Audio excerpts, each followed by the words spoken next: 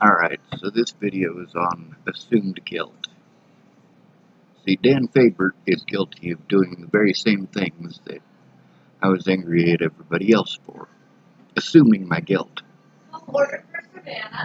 Not just assuming my guilt, but assuming my guilt in a particular situation, like somebody else is better than me and therefore their word is worth more than mine.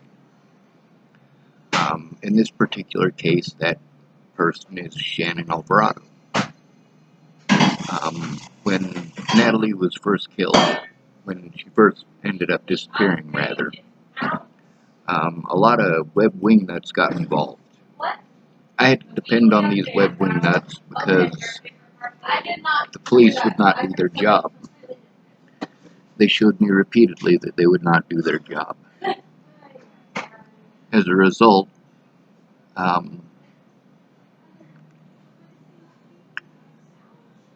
sorry, I was just reflecting on the fact that they're very loud behind the counter, and that makes me need to increase my voice, and then the louder I get, the more likely I am to get kicked out for speaking loudly. I've been stuck in situations where I'm either public or I'm in places where people are abusive. The major issue with this, Shannon Alvarado, for example, she was one of the first people to say that she would actually listen to me and actually call instead of typing and texting and taking everything out of context. The problem is she gets drunk every single night. Now, at first, I had accused her of being a crackhead. Literally, all 3 phone calls that I had with her, I called her a crackhead. She blames it on ADD and ADHD or whatever. It's not. It's alcoholism at its finest. So, Dan, I'm trying to... That's the thing with full disclosure. I shouldn't have to be fully disclosing this stuff on YouTube. But the problem with Shannon Alvarado is that she is an alcoholic, and she does get lush. And so, the first time I talked to Shannon, she was going to listen to what was going on. Instead, I spent 45 minutes to an hour listening to her talk pretty much nonstop over me, over and over and over and over and over and over, just the same thing. And she made it all about her. That's what people who are on substances do. Now, for me, working with, growing up, first of all, where I grew up, I got to learn all about substance abuse. And then later on, working closely with the homeless people, I got to learn even more about substance abuse. Now, for me, not getting into the drugs, it's different for me because I can see what they're doing. I already know what to expect from them. When an alcoholic comes up to me, I already know what to expect from that alcoholic. Same thing for meth users. It's similar for somebody who's on heroin, but somebody who's on heroin is just all up in their own feely-good, so they're not as much like that. The first time that happened with Shannon Alvarado, it was not a big major issue. I mean, I was freaking out at the time, having a severe panic attack, and, being as I have Asperger's and having routine is important. It really was something that I was hoping the second time that she talked to me, which I had to try for weeks to get her to talk to me. The second time, she did exactly the same thing, and I told her that she reminded me of a crackhead. At the time, I didn't know what she was on. I just knew that she talked nonstop. I also knew that I really needed the help, and she was one of the few people who was willing to listen, except she wasn't. So the third time that I was talking to Shannon Alvarado was in Chapel, Nebraska, underneath or right next to the railroad tracks on the south side of town. And I screamed at the top of my lungs at her. That was almost a year ago. I mean, it was quite a while ago. Probably like 8 or 9 months, I suppose. Now, ever since then, Dan Fabert will only text me. When I call him, he pretty much makes it short or doesn't answer, which is why I eventually just quit going to him. because basically he was just a money guy, and I didn't have any use for that. I mean, the money is nice, but not if I'm going to be verbally abused over something that I didn't do, or have somebody assuming the worst in me, which is the same as verbal abuse. Because when somebody assumes the worst in you, they're going to treat you differently as a result of it. He had assumed that I was in the wrong. When I was in California, he was still going off about me screaming at Shannon months and months and months earlier. Meanwhile, I hadn't screamed at Shannon at all since then. It was just that one time, and that was the third phone call that I finally did that. Now, when it got to that point, I finally cut off Dan. But by that point, I also knew that she was an alcoholic, and that was the issue. She was verbally abusive nearly every single night, and it was just, for me, having to work on my case, needing to sort through everything. I needed an environment that's not verbally abusive, physically abusive, or constantly loud. A lot of the places that I am, I'm stuck in public, and because Natalie was shot in the head, and of course they caught Joseph Lopez, so I mean, people thought that because they found the guy that killed her, that all of this was over and done with. Well, it wasn't.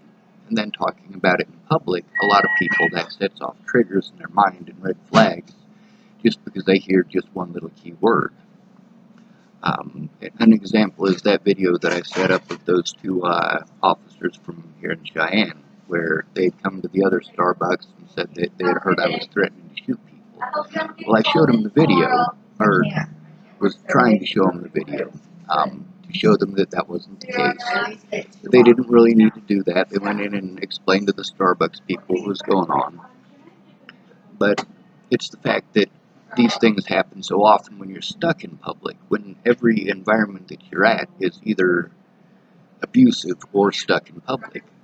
And Dan Fabert, instead of talking to me, and it does have to be talking, so many people call typing talking. It's not the same thing. You don't get the tonal inflections with it. And those are extremely important. That's why typing in Facebook, they're ineffective as communication. It becomes an argument. Two people can be saying the same exact thing, and they'll turn it into an argument. You know, it's completely nuts. So, for a lot of the environments that I'm in, I also have to understand people's motivations and also how people react to certain things. A lot of people are not okay with rejection. I've noticed that women are actually worse with rejection than men because a lot of women aren't used to being rejected. Whereas guys, yeah, we get used to being rejected a lot. So for a guy, getting rejected is not the end of the world. I mean, for some guys it is. For me, I've been rejected enough, or felt rejected enough, that for me, I just move on. You know, I mean, if a woman's not interested in me, that doesn't mean we can't be friends. But also at that point, I'm no longer interested in anything else. So there's a lot of situations like Amanda Daniels. I found out that I was her first big crush. My mom told me that she thought I was the best thing since peanut butter. But when I asked Amanda out, she said no. That's confusing for me to this day.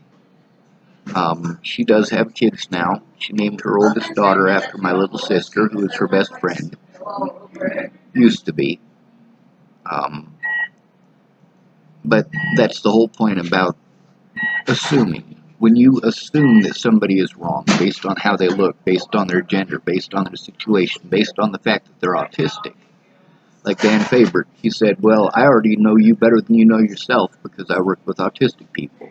Or I used to work with autistic people. I'm like, no, Dan, that's not the case. Because you're not taking into account that Shannon Alvarado is an alcoholic.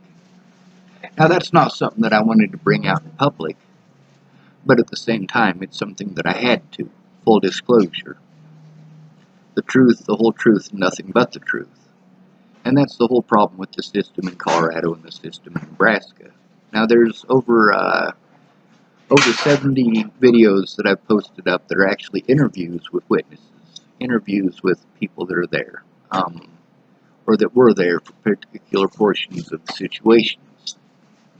And a lot of these people, I explained to them what the impact would be if they didn't keep their word, and if they couldn't keep their word, that I would go to somebody else. They're like, no, dude, I'll keep my word, I'll keep my word.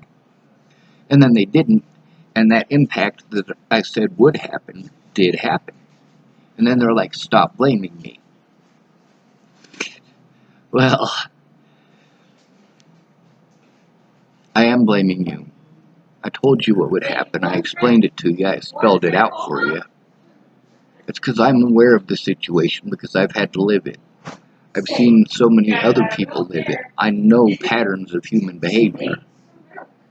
See, that's one thing that is really important to note about me. I was an observer for a very long time. I was just completely afraid of people.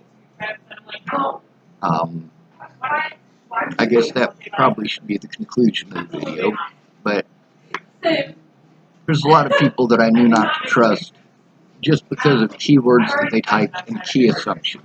Like when Danica and Shelley were saying, you know, when somebody decides they don't want to be your friend anymore, just let it go. I did let it go. They were assuming that I hadn't let it go.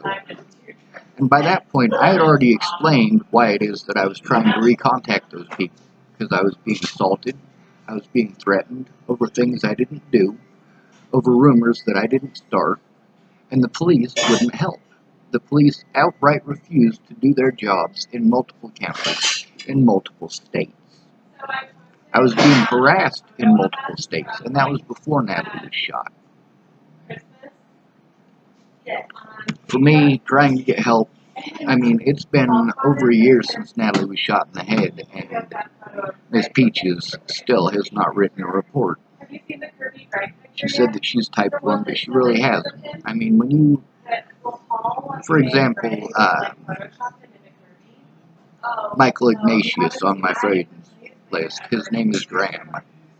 And when I asked him for a report,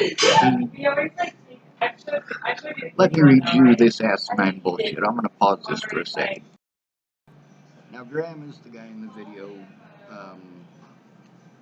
with Laura Nelson and Jordan Anderson when I was trying to make a report on my grandma's funeral. This is literally the night before my grandma's funeral that Ted Bollinger and his daughter are pulling this stuff.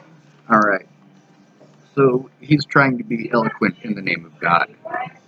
He types to me, alright, to whom it may concern, I, Graham Milburn, have been witness to Sean Schwartz's struggles with the Colorado justice system. Good start, right? On the day of, and he didn't write down the date because we couldn't remember what day it was that we went down there. Sean went to the public defender's office for an appointment that Sean had with his public defender. Sean drove all the way from Nebraska to make this appointment, only to be told that his public defender, Zoe Tanner, was not there, and of which we received 3 different excuses of why she was not. Sean has written confirmation of this appointment, as you may well see. Sean naturally became very irritated after traveling hundreds of miles, and this being the 3rd time Zoe had canceled an appointment with Sean, which is also true. As God as my witness, and then Graham, Dylan, Michael, Ignatius, son of Bruce of the Milburn clan. So then he makes himself look crazy at the end of it by typing that stuff, or writing that stuff. Now that's not that he's a bad person, it's that his title is a little more important than the rest of the story, and it does make him look kind of like he's crazy. And he's really not, he's just very religious, but he also has his own point of view on things. Here's another one. Now this guy, he could have written some more details, especially about my grandma's funeral. That was a pretty important one. He wrote, to whom it may concern, I write this letter in regards to Sean Schwartz, one of the most decent men I know. Sean, despite his own personal needs, has devoted his life to revealing the injustices of this society on those less fortunate than others. He has, time and again, relinquished his own happiness so the truth may be known of how we are as a society treat our fellow man. This man is not unreasonable, and the way he lives his life and the decisions he has made have not been without purpose. Whoever may be reading this, truly listen to what Sean has to say, as I have found only truth in his words, and morality and wisdom in his heart. As God is my witness, Graham Dillon Michael Ignatius, son of Bruce of the Milburn class. That's not a statement. I mean, it is to a degree, but it says nothing, no important details of any of the circumstances with which he was a part. And a lot of people are like that. It's not a personal insult. I don't mean it to be a personal insult. But then again, the way that I communicate, many things do come across as a personal insult, especially when I'm really having a severe panic attack. There's a lot of people that, because of everything that went on, they went out of their way to try to make themselves appear as if they were justified in doing the things they did. They wanted to distance themselves from me, but they wanted it to be my fault. Two of these people are David and Betsy Prout. Now, the important part about this is that, to whom it may concern, that's fine. A lot of the stuff about the truth of my words, that's fine. But it's the fact that I needed details. I needed any details that he could remember. I remember a lot more details than most. That's because I'm the one living it. But that's another thing that, Shannon Alvarado, had I known she was an alcoholic, it would have been a very different situation for me. Because I would have told her, all right, I need to find somebody who is sober to help me with this. But that's something that, if I'm an alcoholic, I'm going to tell somebody that. I quit drinking in 2001 because I drank too much. I drank pretty much every day through high school. There was a guy across the street named Doug Rayfeld. If I gave him some money, he'd go get me a cheap bottle of vodka. That's how I lived through high school. That's how I dealt with high school.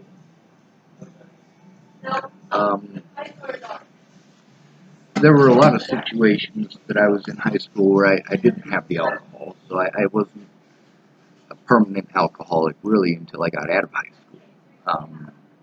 And then I was just dealing with so much after I left Job Corps and everything like that it just became full-time drinking for me. But that's another thing that is something that I am always willing to admit. I'm willing to admit the times that I've drank since then. Like I said, I quit drinking in 2001. But then there was a guy who was from Columbia, and he worked at a restaurant on Pearl Street, and he gave me a shot of some sort of orange liqueur. Well, I didn't know what it was that he had given me. I knew that it was orange. I took a drink of it, and I was able to hold that down for about maybe 5 minutes, if that. But so many people, I need their statements. I need them written down. I need it to where it's useful. Now, there are people who have done that. I don't have copies of it for myself, but there's some inmates that I was in jail with wrote down some of the details of what had gone on in there. And there's a few strangers who had written a few statements about what they'd seen, but not really. They were completely devoid of detail. Who, what, when, where, and why. And for me, it's difficult. It's like trying to pull teeth. Because these people were gung-ho about it, and then they just never did it. And I needed that in order to protect myself against the volunteers and also against the law enforcement in the state of Colorado. The other thing is, I needed the Chapel Police Department, before Natalie was killed, with all the harassment that I was enduring, I needed them to take my statement, and I was blown off. Same thing with the Border Police Department. They just blew me off, telling me it was out of jurisdiction. Now, every step of the way, I was trying to get the right thing done. I was trying to get people to leave me alone, just so I could go see my friends and family and have positive experiences, you know? Get to go out, and even if it's just talking with my friends one-on-one in person, even if it's just listening to them talk about their problems in person, it's something in person. It's a positive experience. But also there's the dumpers, the people who dump their problems on everybody else. For Shannon, I got to hear her dump her problems on me for 2 months after nearly every occasion that I had listened to her. You know, she'd say, "All right, Sean, I'll listen to you." And then as soon as I start talking, she thinks she's already got it in her head what I'm going to say. Meanwhile, when I went to that doctor the other day here in Cheyenne, this is a medical professional. He was able to finish a lot of my sentences because he knew what I was saying. He understood it. He also was not drunk. He also used proper terminology, which is extremely important. When he was telling me about the medications for treating my symptoms, he was specific about that. Symptoms. It will treat the symptoms. It will not treat the issue itself. It'll only treat the symptoms. And that's important to know. He also said that a lot of people go in there because they want drugs. That's specifically what they're trying to utilize. That's specifically what they're trying to use. But for me, I understand that the neural receptors that are in place that let you know that you're having a pain response, when you take a pain reliever, it blocks that response. It prevents that from going anywhere.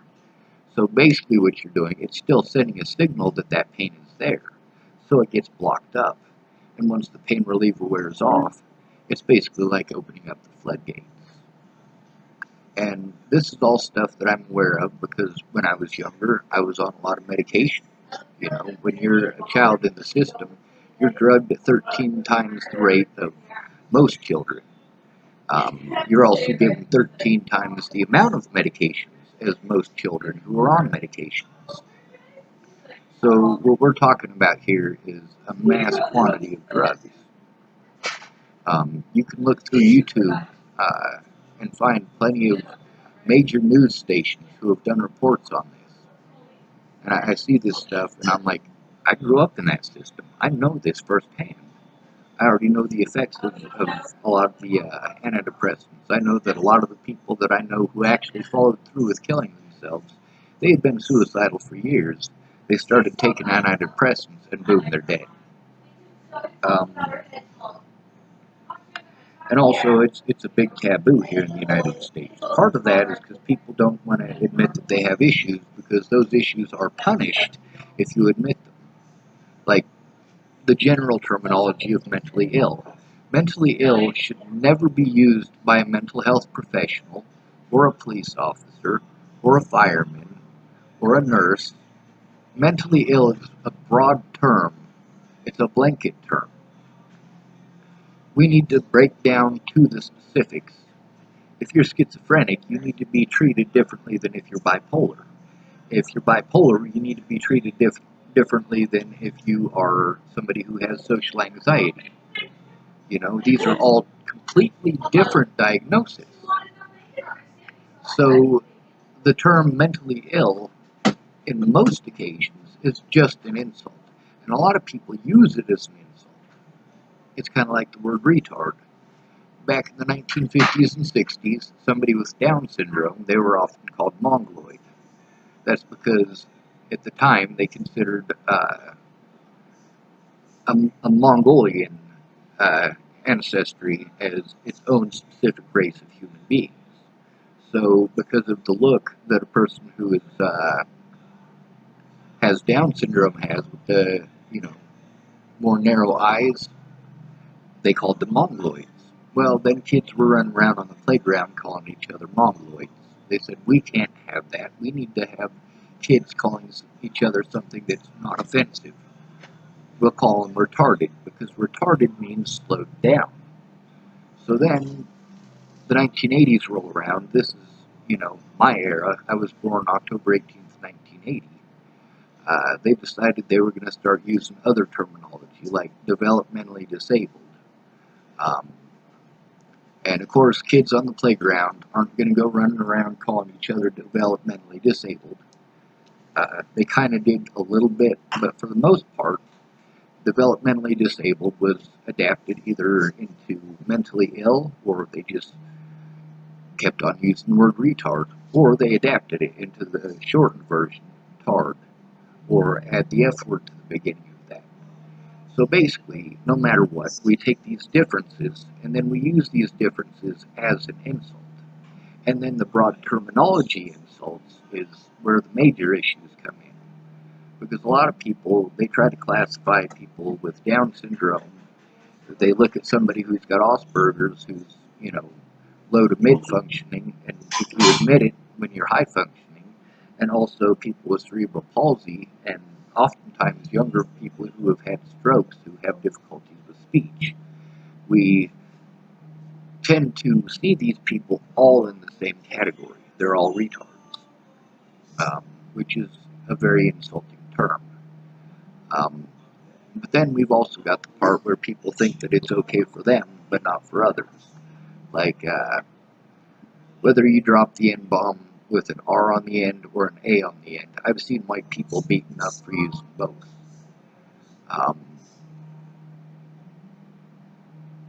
I've also heard plenty of black people say that it's alright for them because they're black. Well, that right there is just inciting racism and propagating racism as a black person. But it's okay because you're black, right? It's like it's okay for a woman to use the C word or the W word or the B word, and it's not okay for a man. I find them all insulting. That's why when I use a curse word, there are certain criteria that I follow. I guess that's the end of the video.